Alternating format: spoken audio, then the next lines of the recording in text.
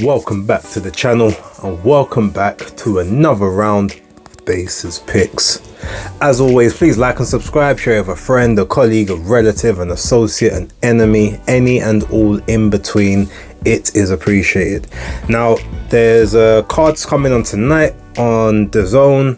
Sam Eggington's going to be in that, so I'm going to touch on that card very briefly, just that fight. Then we're going to get to the two fights taking place over in the States. The top rank card, headlined by Otabek, Kholmatov and Ray Ford, and then obviously the Amanda Serrano versus Nina Menke fight taking place in Puerto Rico. Funny enough, I actually thought the top rank card was gonna happen on Thursday, so I was initially rushing to try and do this video until I found out that no, it was actually a Saturday card. So I took my time. I'm gonna give it out today instead. But yeah. That's also why there was no video out yesterday, because I was actually planning to do this, and then I found that was it. It was later, and then just didn't have the time to do another one. But there will be an episode out on Saturday. Plus, I'll be on some other channels I'll tell you about. I'll be live streaming as well, and I've got an interview coming out for you lot also. But without further ado, let's get into the picks. So, kicking things off, we've got a Sam Eggington against how do you pronounce this guy's name? Abbas Bareu, I think is how you pronounce it. Now this is for the vacant EBU super welterweight title, or light middleweight, depending on which way you want to say it. Having a quick look at both guys' records, because to be totally honest, I haven't seen much of Abbas. I've heard the name, seen some highlights here and there, but he is the puncher of the two. He's what is he? I think he's 13-1 with 9 KOs, and the one defeat he had was a split decision loss to Jack Colkay, who has operated up at maybe fringe world levels in the past. So that kind of gives you a rough idea as to what sort of level Bareu sort of sits in. Now Sam Eggington, much more experienced as a pro. He's definitely well known and well respected in the UK as sort of being an everyday man that tries his hardest in there. He has come up short at domestic level on several occasions. He's risen to the challenge on a couple of occasions also. So I pretty much feel like this is going to be one of those fights where it's not going to be a technical battle. It's literally going to come down to the heart and desire, because Sam Eggington does not necessarily fight to a game plan. If he sees something's working well, he'll keep on doing it over and over again, but he's not really the person that will adjust on the fly and negate effective work that an opponent's doing. Now, Bareu, clearly, I guess out of the two, is more of the puncher. So I feel like he's going to be looking to plant his feet and set up sort of sometimes the counter shots to set up those front foot, sort of those front foot aggressive backhands. And it's all going to be about whether Eggington can take those. Now, one bad thing about Eggington is he notoriously marks up very easy these days. Got a lot of scar tissue, so chances are cuts will open up and he will bleed. It's in Telford, so local to him, he's basically got home field advantage for this fight. I think he can do it, but just because of the Colkay split decision loss, and I rate Colkay as a much higher level than Sam Eggington as a fighter, Bareu, I feel, is probably going to have just a bit too much. He's a bit too fresh for Eggington. I mean, 29. Eggington, I think, is 32, 33 right now, but he's been in a lot of wars, so his body could be closer to 38. I'm going to go with Bareu to win this. I think it's going to be a late stoppage, so I'm looking at rounds 9, between rounds 9 and 11. If it goes the distance, I still think Bareu will just about get it on points, but Eggington will do well at the start. So if it goes to points, it'll be very sort of nail-biting and tense, but I do think he will get the stoppage. Okay, so next up, we've got the card taking place, I think it's Turning Stone Casino in Verona, New York. I think that's where it's taking place. Like I said, being headlined by Otabek, Kholmatov and Ray Savage Ford. Now this is actually I think they're the ones headlining. I know it's a double header. You've got that, and then you've also got Luis Alberto Lopez, aka Venado Lopez, against Raya Abe, and I don't know which one of those is going to be the main event. Otterbeck was recently just signed by Top Rank, and they signed him specifically for the purse bid. I believe purely because they've got the other 126 guys on their roster. It made sense to have another one so that they could ultimately have those unifications. Now you look at Ray Ford, he's got a 14-0 record, I believe, with 7 stoppages. I think he's got 50% KO ratio. No, it's 14-0-1. I remember the draw that he had against Aaron Perez. They never ended up running that fight back, which was a bit of a strange. But yeah, and then with Kholmatov, he's 12-0. I think he's got 11 stoppages inside the distance. But I guess the one thing you notice between the two of their records is that Ray Ford has fought the better level of competition more consistently. Like Otterbeck, Kholmatov, I think his biggest win is Tommy Frank. No, not Tommy Frank. Thomas Patrick Ward. Sorry. Now, to his credit, big KO took place, I think, in March. It was either April or March of last year. But the first sort of 5, 6, 7 opponents he had were they were debutants or journeymen. So there was nothing really to be gained from that. But Kholmatov does have a very extensive amateur career, and it's to the point where he could quite easily have been fast-tracked, which is obviously how we've got to where we've got to now.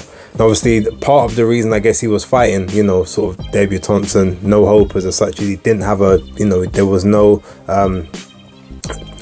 promo behind him, no promoter. He was kind of, I guess, going at it, very small hallish up until now when he's been signed by Top Rank. So they clearly see something in him, and it's going to be a very tough test. Now, he's clearly the puncher. Like I said, he's well schooled, well drilled.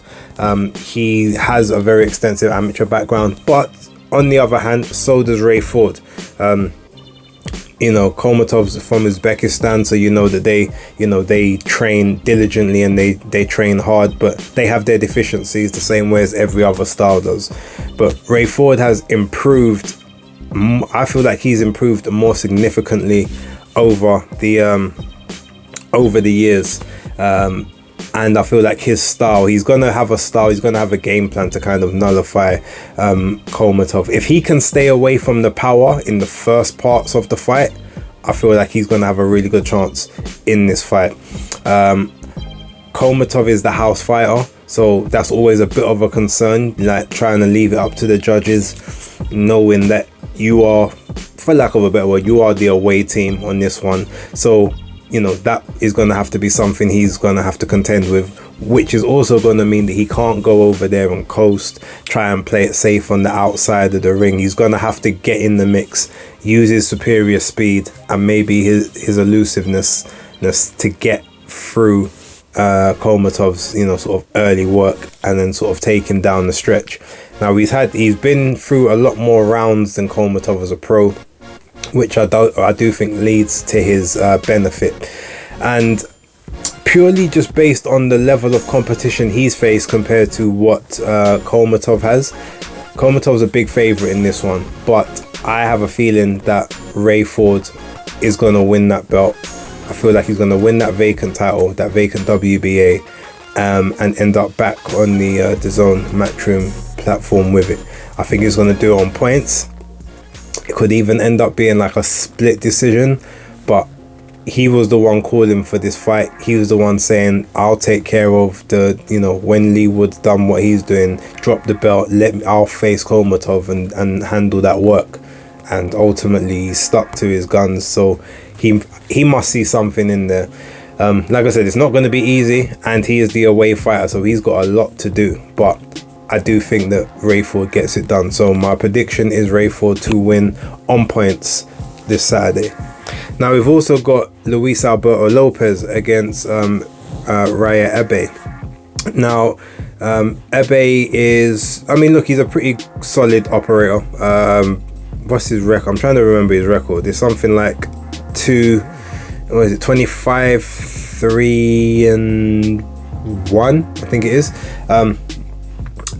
And then Lopez, I think, is 26, 4, or no, sorry, 29 and 2. Yeah, I think that's it. So Abe is a very accomplished boxer. He's most well known for retiring Kiko Martinez in Martinez's last fight. He's got, he's a very good fundamentals, a good operator.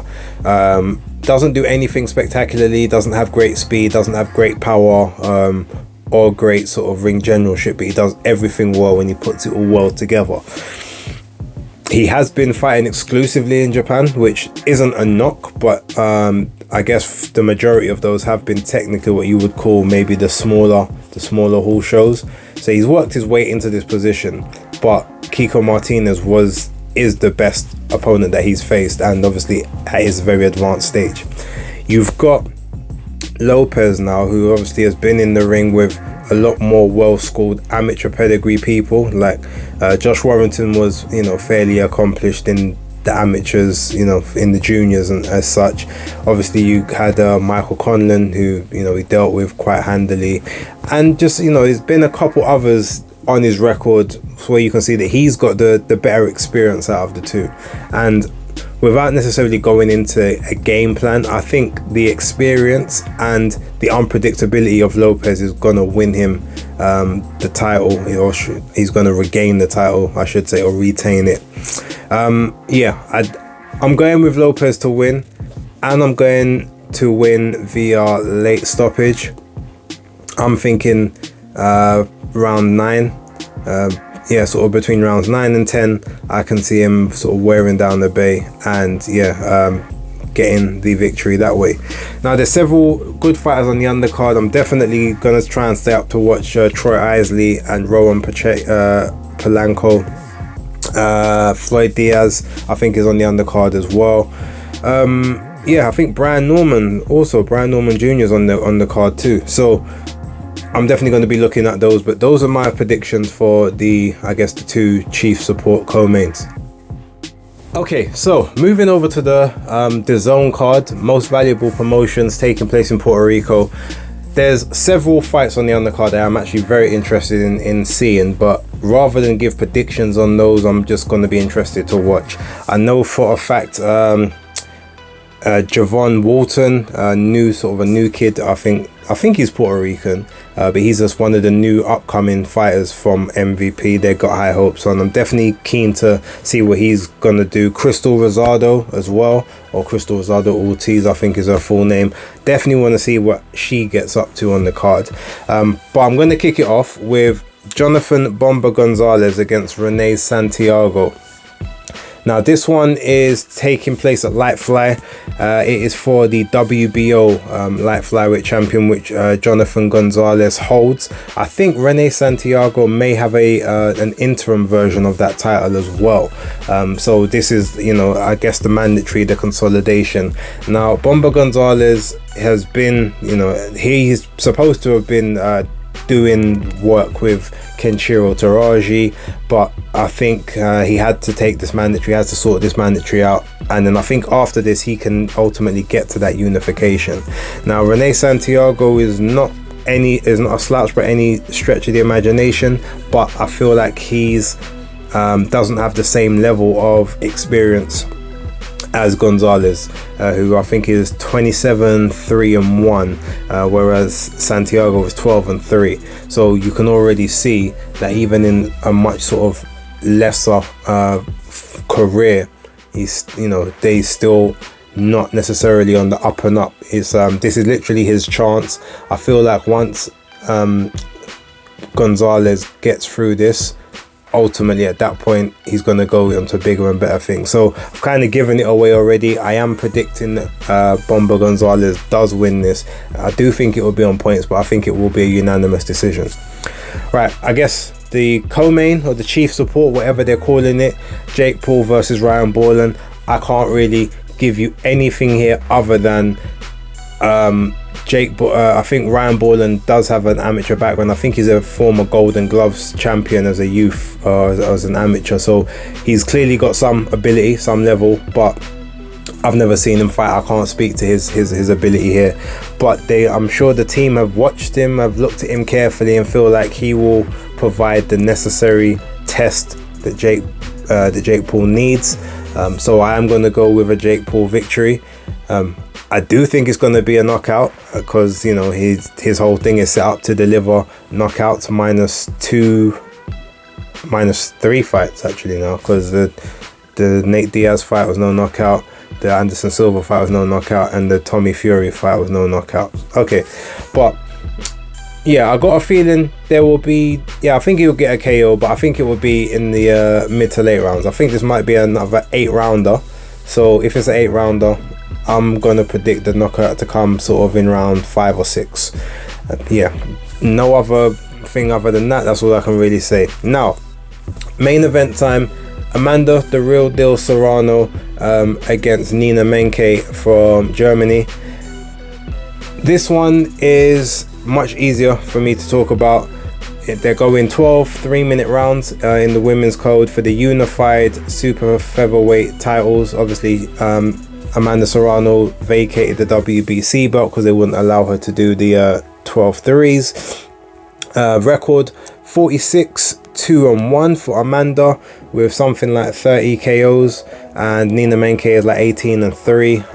I think she's got like 4 KOs on her record, and she was KO'd once, I think, by Katie Taylor back in the day. So yeah, no real long and short here. Over 12 3-minute rounds, Nina Menke is going to get dominated here. She may have done better with 2-minute rounds because she could maybe flurry and then maybe sort of, hit a move ultimately. On this thing, the one thing that she may have going her way is her footwork isn't too bad. And Amanda is notoriously bad at cutting off the ring, especially as, from her southpaw stance. She often lets her prey escape, for lack of a better phrase, just because she doesn't know how to move that one step to the right or pivot that one motion to the left to stop an exit way. So she does end up following her opponents around the ring. But I do think that she will at some point catch Nina. She'll start working her and breaking her down to the body, and I think Nina's going to get trapped in a corner or across the ropes somewhere in the 4th or the 5th round, somewhere around there. I think that she's basically going to get caught. She's going to get folded over by a body shot, and then probably maybe get up, and then the ref jumps in and stops the next salvo with another body shot, headshots coming in. I think it will be a flurry from Amanda, and I think she will get back to her KO ways. This will be like her first KO in about 3-4 years. But yeah, ultimately I do think Amanda will get the KO here because Nina won't necessarily be on her bike the entire time. She's going to try and stand and trade at moments, and I think that's what's going to ultimately get her caught. So yeah, that's my prediction. Amanda Serrano KO, TKO in and around the 5th round. That's what I'm gonna predict here. Leave your comments down below. Let me know what you guys think, who you think is going to win those fights. If there's any others, put them in the chat. Let me know what other fights you are either thinking of, or any fights you want me just to give you a quick summary of in the comments, and I will do so. But for right now, thank you for watching. Don't forget to like, subscribe and share, and that's Basis Picks locked.